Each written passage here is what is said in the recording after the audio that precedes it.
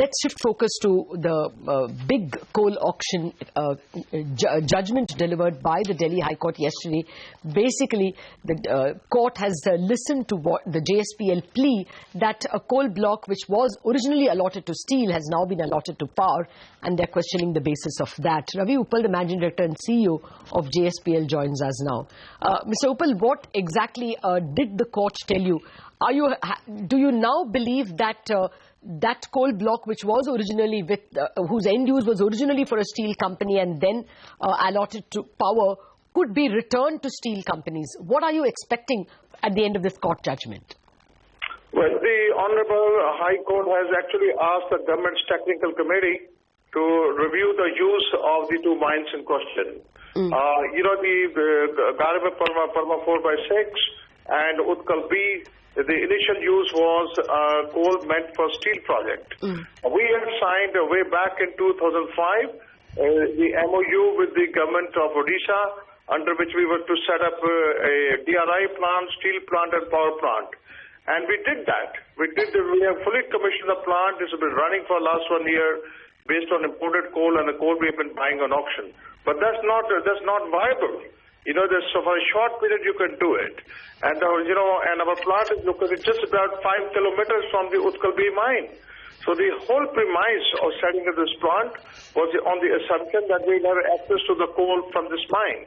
And same is the case with Garib Parma 4/6, which is applicable for the Raigad plant. And in these two plants, we have invested close to 31,000 crores. And there's so much at stake. And therefore, if we don't get the coal supply from these mines, the projects are simply not viable. This is precisely was the content of our petition to the Delhi High Court, that this is not an option for future. Here we're talking about what we already have done. So that must be taken cognizance by the review committee, by the technical committee for, when it comes to reviewing the decision taken earlier by the government.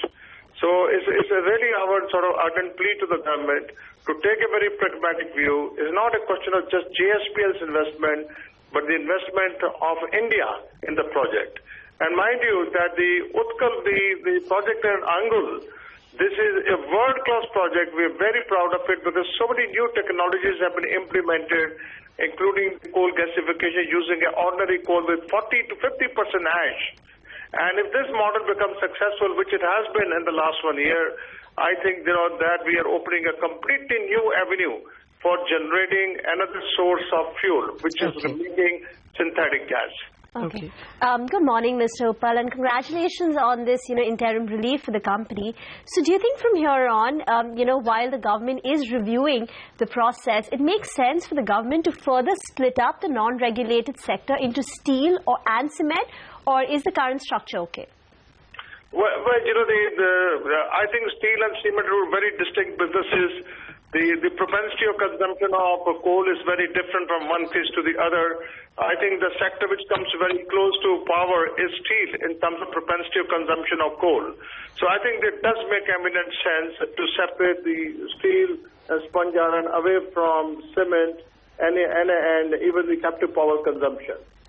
If that is the case, then won't the entire auction process be stymied? If, there has to be a rethink in terms of end users to this extent.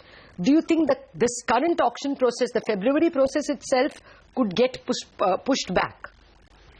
Well, the scheduled to mine auction process is underway, and they plan to, complete the whole thing by 31st of March. I think that's doable.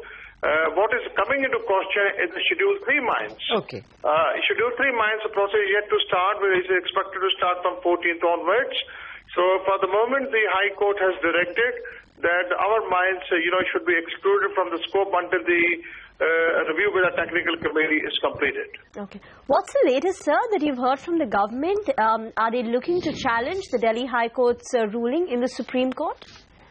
Well, that I have no idea about what government wants to do, but I think for the moment, the only thing that I know that the technical committee, of the government would be reviewing their decision in regard to the end use of the coal for these two mines. Okay. When will know the outcome of the technical committee? Any timeline has been indicated to you all?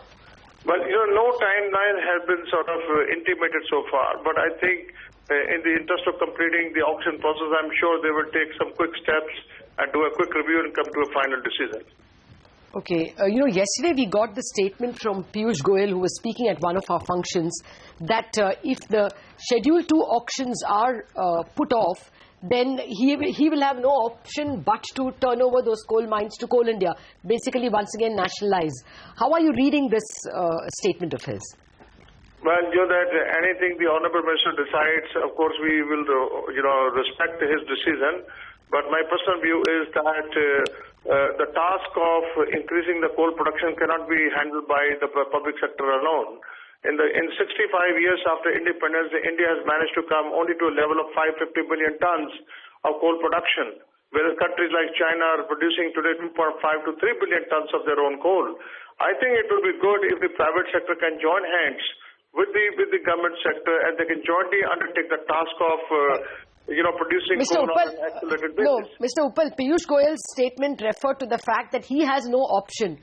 The court said that by March 31st, if the process is not complete, the blocks have to be handed over to Coal India. So he was actually bound by what the court had told him. He was referring to that statement of the court. Let me clarify this matter. The court has basically referred to 31st of March for the mines which are already operational.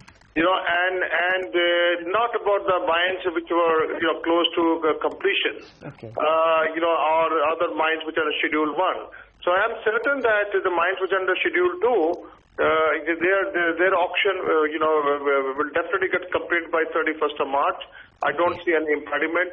There's no end-use change which has been done in their case, and I think therefore this process must go on. How much coal is at stake in the subsequent schedules?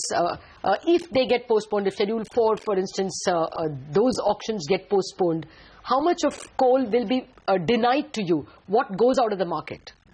Well, Lata, for a start, let me clarify. We have three schedules. Schedule 2, which is under auction at the moment.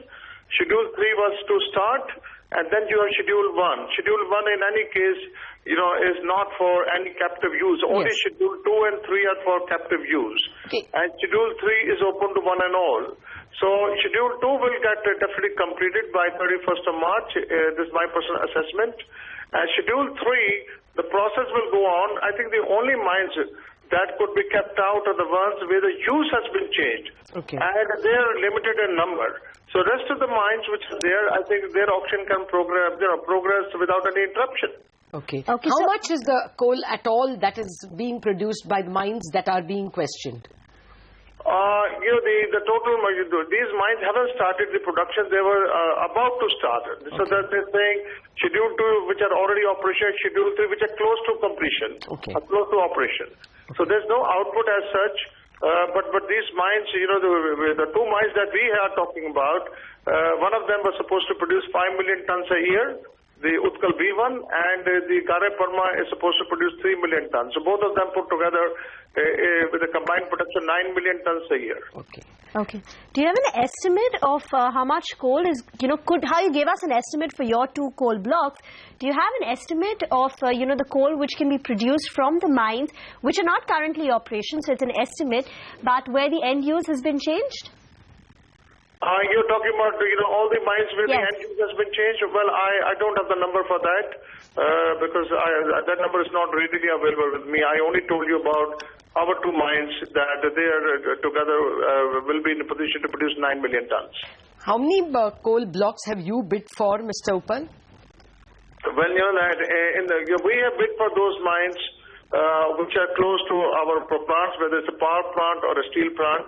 Okay. In the first round, we have bid for 4 mines, and we are yet to decide how many mines we'll bid for in the next round of bidding. Okay. Okay, And, so these 4 mines are previously owned by you, or are you also bidding for some fresh ones? We are bidding for a few of them which are fresh ones.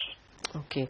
And your activities that were dependent on, Utkal B1 and the Gare Palma 4/6, how are you running those plants now? Are you running on imported coal? And, are there losses in that plant because you are not able to access your own coal? Let me just explain it like this, that, for the moment we have Gare Padma 4, 2 and 3 and Gare Padma 4 and 1. All the 3 mines are operational. 2 of them are meeting the requirements of the power plant and 1 of them is dedicated to the steel plant. So these mines, as per the Supreme Court directive, we can continue until 31st of March. Okay. And both these mines are actually under Schedule 2, for which the bidding process is already on. So you expect it will be largely uninterrupted? Well, yes, it is subject to that we are able to win back these mines. And number 2, there are a few other issues, which need to be addressed with government. So if every process can continue, then these mines can continue as before. Okay, so you have interest in the power sector as well, not for Schedule 2, but perhaps for Schedule 3. Generally there is a fair amount of aggressive bidding that we've seen for power sector. Now, if the pool gets smaller via this way, do you think that the bidding might be so aggressive that it could turn unviable for a few, players? Well, I don't want to conjecture on this, whether the bidding will be, aggressive, as it will be moderate. I only want to say one thing, that any prices anyone quotes, he must remember that these mines will remain operational for 25 to 30 years, and any price at which you source the coal from these mines, it must make a business sense that they must be viable. Otherwise, you would be saddled with liabilities and you wouldn't know what to do with them. You have bid for all your own mines, which originally belonged to you, and for which others? Yes, we'll bid for all the mines that we had earlier. And then few other mines, which are in close proximity to our plants. I think, the other one thing we have to remember is that we are not a trader in coal. Yes. We basically make use of coal for our main lines of business, which is steel and power. Okay. So therefore, we are looking very selectively only on those mines which make business sense to us. And most of them happen to be in close proximity of where our plants are located. All right, we'll leave it at that, Mr. Ravi Uppal. Thank you very much for joining us with your thoughts.